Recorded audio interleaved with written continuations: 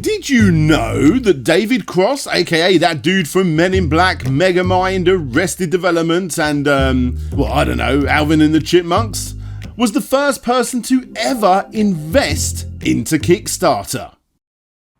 Get him!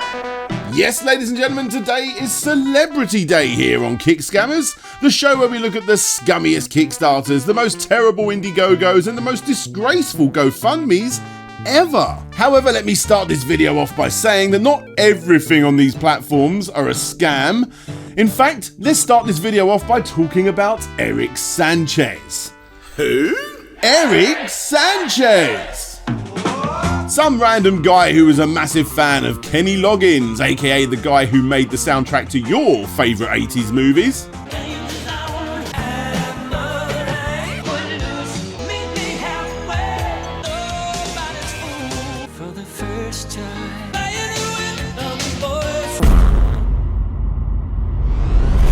He set up a Kickstarter to get Kenny Loggins to play in his living room, and after the media got a hold of it, it blew up, and that was a real thing that actually happened. Highway to the danger zone. This is bloody awesome! But I know that's not why you're here. You want to see celebrities getting scammed, you want to see celebrities doing the scamming, and you want to see others use their likeness and eventually get scammed themselves. What the hell is wrong with you guys? Well, let's start this video off with everyone's favourite pop star. No, God! No, God, please, no! No! No! No!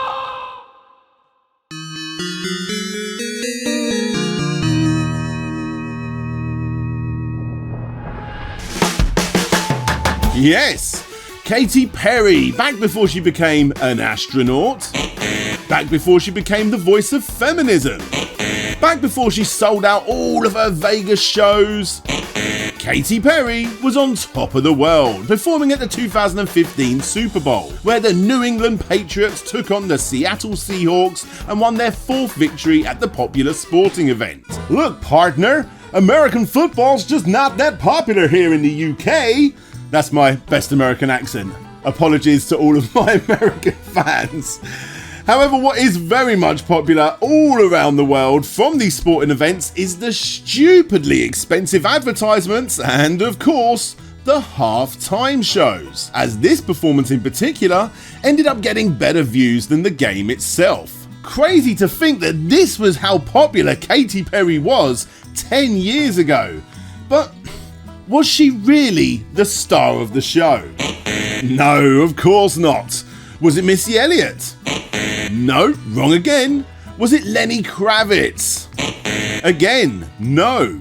It was of course Katy Perry's backup dancer that the internet brilliantly named Left Shark. And no, this isn't Left Shark, that's Right Shark, aka Stage Right. This is Left Shark, as in it's on Katy Perry's left, aka House Left. Got it?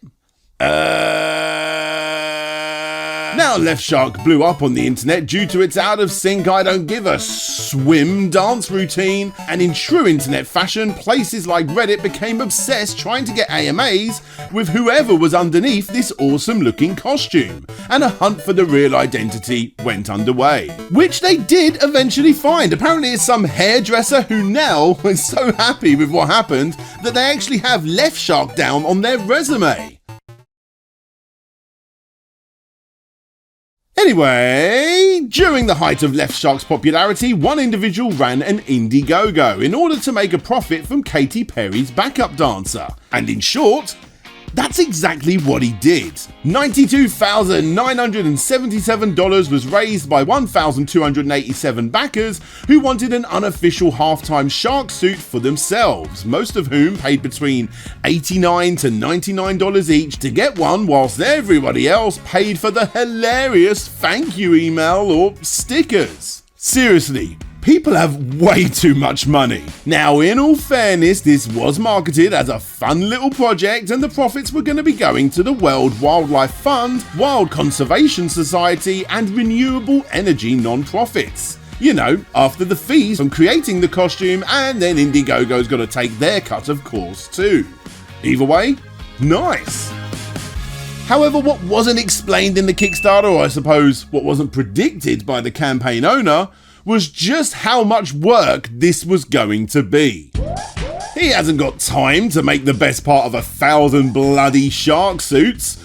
Are you kidding? This guy works 70 hours a week as an engineer, and after he decided that he didn't want to do this anymore, he ended up getting pissed off at Indiegogo when they wouldn't refund the backers.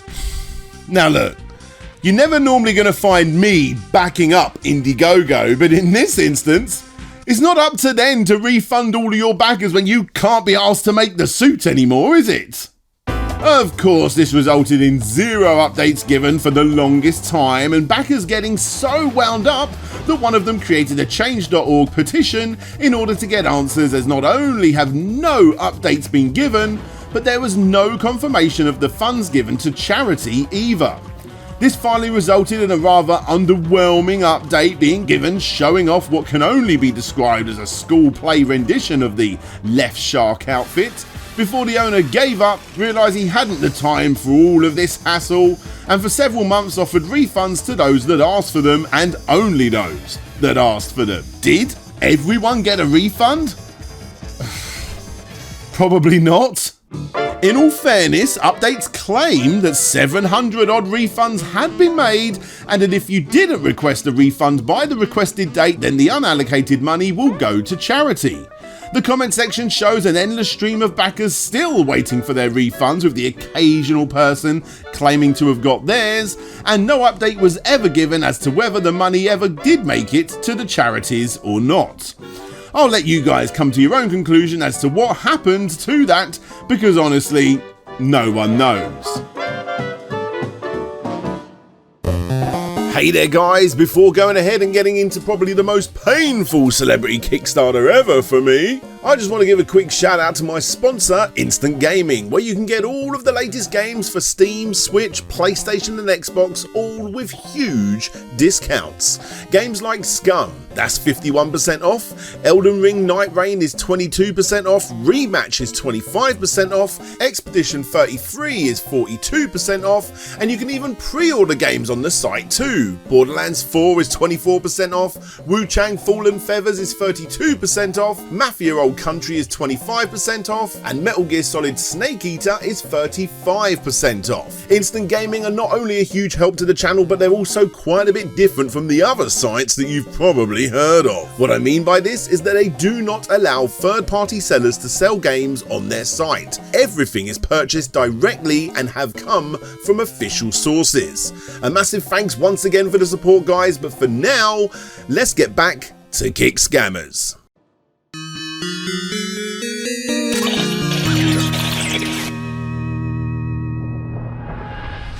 The Office was one of the most popular TV shows of all time. No, not the Australian version, heck, not even the British original, although that too is incredibly popular. Nope.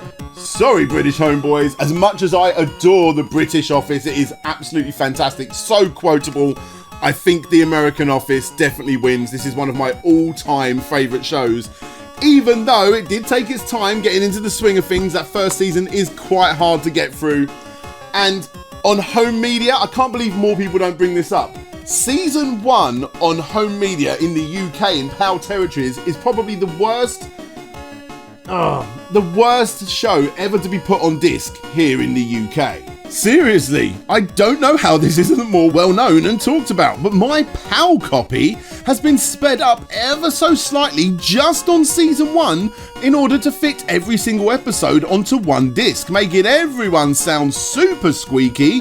It's absolutely diabolical and practically unwatchable. One of the few instances where watching the show on Netflix is actually the better choice. Absolutely horrendous. This one disc is absolutely horrendous. Either way, the show was very well received, like really, really well received, so much so that it was inevitable that we were going to soon be getting some spin-offs. Where the UK original stopped and left you wanting more before it went too far with the David Brent movie, the American Office arguably never knew when to stop. And I'm not just talking about the hiring of Ultron to fill Steve Carell's shoes, I'm talking about the Dwight spin-off that was based on that one episode that everyone hated. Parks and Recreation started its life as a spin-off too, before it became its own thing. The Office Ladies is a wildly successful podcast hosted by Pam and Angela on the show. Heck, even Kevin has made some serious bank on the platform Cameo, giving shout-outs to hardcore fans in exchange for around about $195 a pop. And you even got a new TV show in the works called The Paper, which is set in the world of The Office and features the return of Oscar Martinez. But still, within the world of the American Office, there has never been a true official sequel or spin-off up until this point, even though they've all been super busy boys and girls. That was until July 2nd, 2020, when we got to see the extremely lazily put together Kickstarter, Uncle Stan. Well, Self, this is some kind of mess, huh? Interrupted my retirement from sitting around woodworking and dancing the old disco. I was getting bored out of my mind anyway. Who am I kidding? But nephew needs my help with his business. A motorcycle florist shop. What a weird combination. Oh, such a boring video. Let's look at the description. After enjoying his retirement in Florida, carving wood, enjoying the white sand beaches and dancing to old disco, Uncle Stan, Leslie Davis Baker, gets a call from his nephew Lucky in Los Angeles asking for help with his 2 kids and running his motorcycle flower shop. With his business failing, his kids growing up without enough attention, and on the brink of losing his patience with the cast of characters he is working in the shop, Lucky is going to need all the help he can get from no-nonsense Uncle Stan. As stated, the campaign video is nothing. It's just Uncle Stan talking to the camera, not explaining what he's doing. I mean, out of context, you got no idea what's going on here. And the Kickstarter is even worse. It's the laziest Kickstarter for such a big project I've probably ever seen. I mean, for $1, you get your name added to the website as a thank you. A website that never existed, I'd like to add. For $2, you get an MP3 of the show's theme that was never made, digital copies of the script that were never written, pins that were surprisingly sent out actually, so you can have a thumbs up for that one. Posters, Q&As, the ability to go to a barbecue with Stan Lee, all of which, from what I can tell, never happened. Also, they really should have changed this to having a pretzel with Uncle Stan as opposed to a barbecue. Surely. Either way, all this is a wall of ideas just slapped together with no real rhyme or reason to any of it. Regardless, it hit its goal of 300,000 pretty quickly, mostly due to people just using the site as nothing more than a way to get some signed Office merch. And honestly, very little ever came from any of this. It's fair to say that Sardar Khan, the guy running the show, didn't really know what he was doing, or I don't know, maybe he did. You be the judge. Using the popularity of The Office as a jumping off point for his own acting career, but then realising that the logistics behind a campaign like this is far more complicated than he ever expected, resulting in a campaign that is filled with fans begging for updates and plenty of claims from people saying that they didn't get any of the rewards at all. Now, supposedly, when they eventually worked out that this was never going to get funded, they did eventually start to give refunds. And I did look in the comment section and did find some people that say they did get refunds. But as always, I found way more people say they didn't get refunds. And as bad as this all is, at least it's a whole lot better than that song that he released. Yes, I know it's not relevant to this video, but I've only just discovered this whilst making this video. It's worth checking out if you're a fan, simply to see just how low some of the stars have had to stoop since the show went off air. Now, as stated, this Kickstarter was a massive, massive failure. Not in money, it raised its money, but it was a massive failure at delivering what it set out to do. And it's up for debate as to whether everyone got their refunds or not, and because of this, it led to a whole crazy amount of speculation against the actor. The Kickstarter was very much obviously not run by Leslie himself, but instead his nephew that knew no better. Add all of this with the "I'm sorry, but it's true" terrible campaign that no other ex-Office star ever brought up, and rumours started to spread that the former co-workers were distancing themselves from the actor.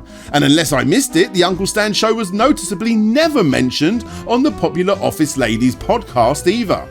this whole thing was just a massive mess, and something that sadly will now always be attached to the well-loved character for the rest of his life.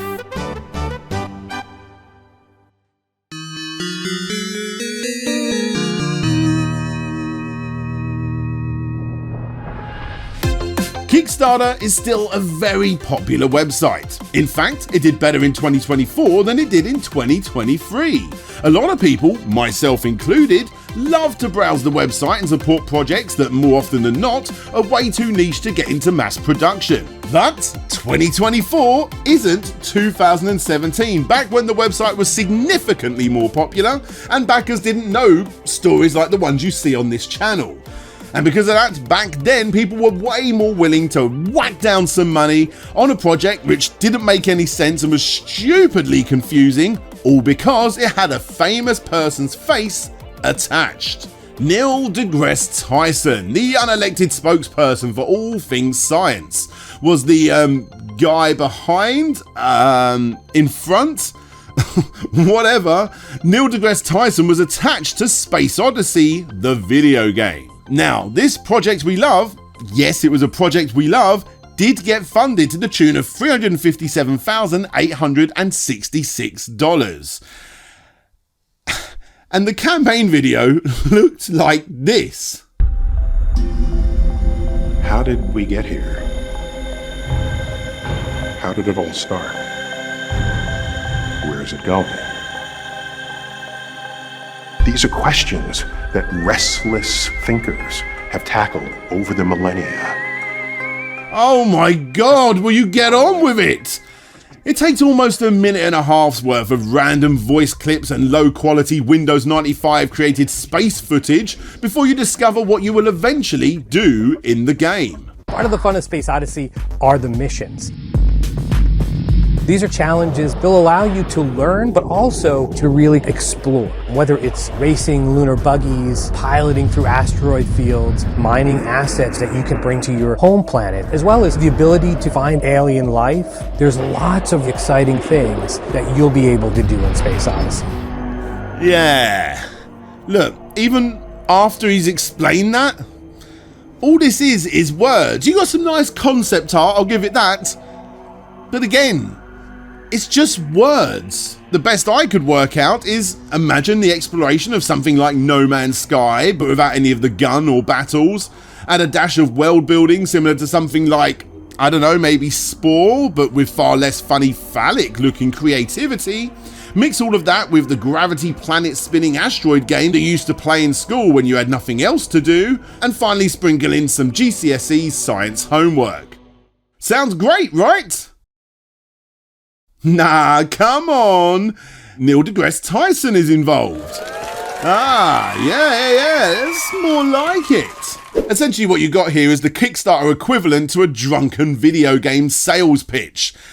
Only you're not drunk, and now you're responsible to deliver this thing to 7,000 plus backers. And simply, that's all this is. An overly complicated idea with Neil's face slapped on top of it, with an expected delivery of the VIP early beta in August of 2018.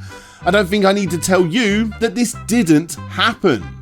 Over the years since the campaign's success, we have had videos showing us the supposed Event Horizon physics engine. Yep, pretty much nothing here at all.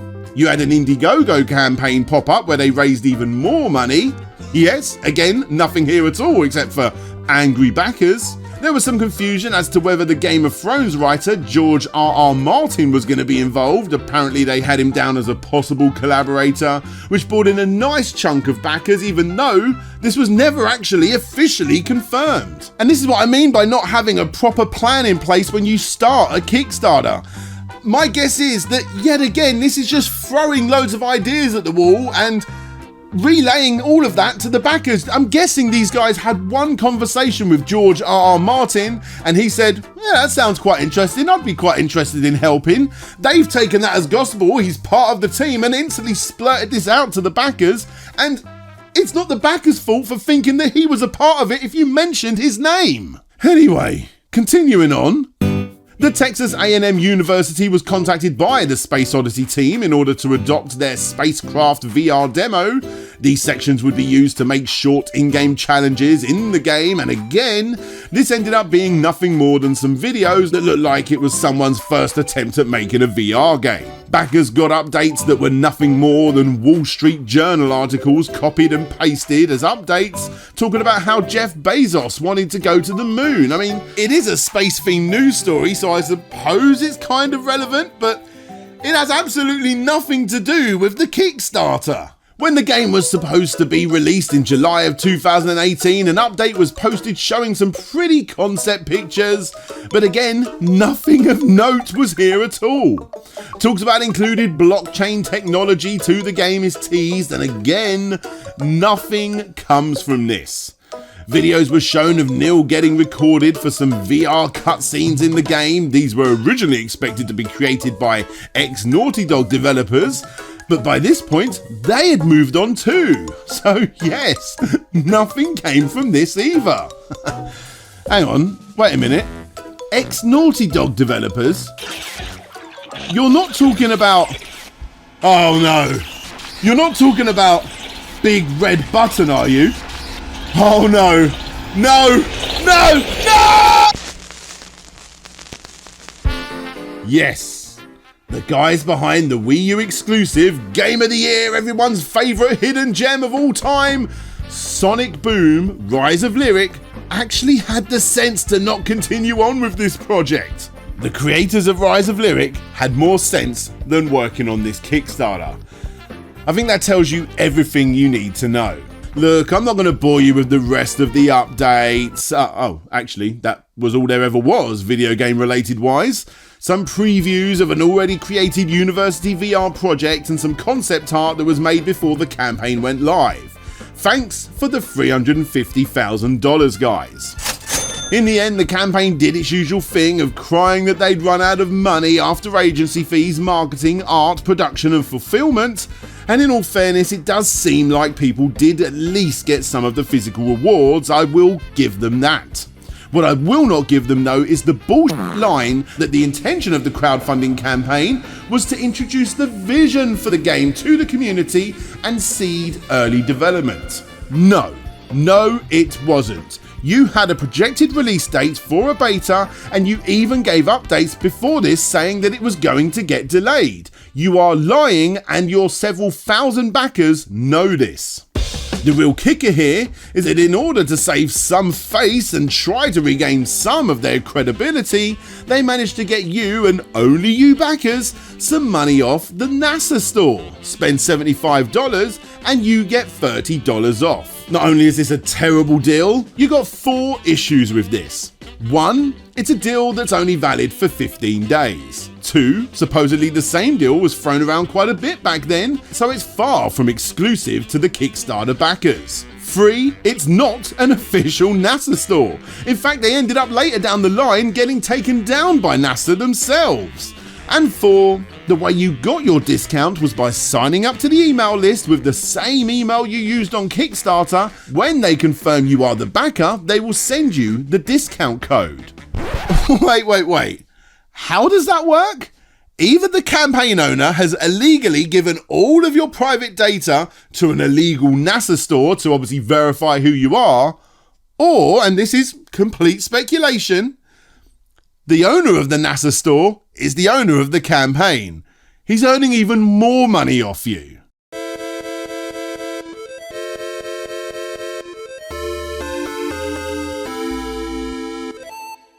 Either way, this whole thing was simply terrible. An upper-class car room salesman that not only fooled 7,207 people, but also slapped Neil deGrasse Tyson's face all over the campaign, leaving this as something that will always be associated to the astrophysicist. Hey there guys, thanks for checking out the video. Now before you go ahead, there's going to be a video that pops up there. That was originally going to be the final segment for this video. Get ready for it to pop up in 3, 2, 1. There it is. that video up there. Now, that was originally going to be the final segment for this video. I wrote 2 parts of the 3 segments you just saw quite a while ago, and that video, like I say, that was just shown up there was going to be the final segment, but it ended up becoming such a crazy story that it became its own video. So if you want to go and check that video out, do so. It was such a crazy story, but unfortunately, I think I said one particular word which I had to edit out, which stopped YouTube promoting it. It was such a killer. It really was such a killer. And at the end of the day, look, YouTube's a gamble, right? Some videos do well, some videos don't. That video didn't do well by YouTube standards, but yeah, the response was pretty insane. Anyway, yeah, go and check that video out if you want. But right now, this is the part of the video where I give a massive shout out to all of my Patreons, all of my YouTube members, for allowing me to do this every single week. Thank you guys. Thank you Vikeko, Mind of the Unsane, Arista, Ian Quell, Akatimo84, JM, Derekuda, Dina81, Joshua Villarreal, Ridiculous Retro, Ryan Burford, Paul Floats, Retro to Next Gen, aka Lou, Andrew Dalton, Conrad Constantine, Bram Perez, Jeff Mianowski, Ye Old Hamburglar, Dina, Shadow Dragon, Richard Alderjic, Jabba Al Aiden, Chevmatic, Nicholas Bertner, Mike Fallon, Jay is Manchild, Action Saxon, James, Vitas Varnes, The Sneaky Ferret, Boots and Pups, British Video Game Nerd, Robert Ramsey, Chris aka Brackmang, Swift Justice Peterson, Insidious Bliss, MJJ, and Livestream. Thank you all so much for your support, very much appreciated. And yeah, guys, working on some insane videos for this month. I'm going to be doing a video gamey video next because yeah, I need to do one of those, don't I? Yeah, so look, I hope you've been enjoying the content lately. I'm really in the swing of things right now. I'm really enjoying making this content, and I'm hoping you guys are enjoying it as well. So anyway, until next time, guys, this is DJ Slope signing out, and hopefully I'll see you all next time. Bye-bye.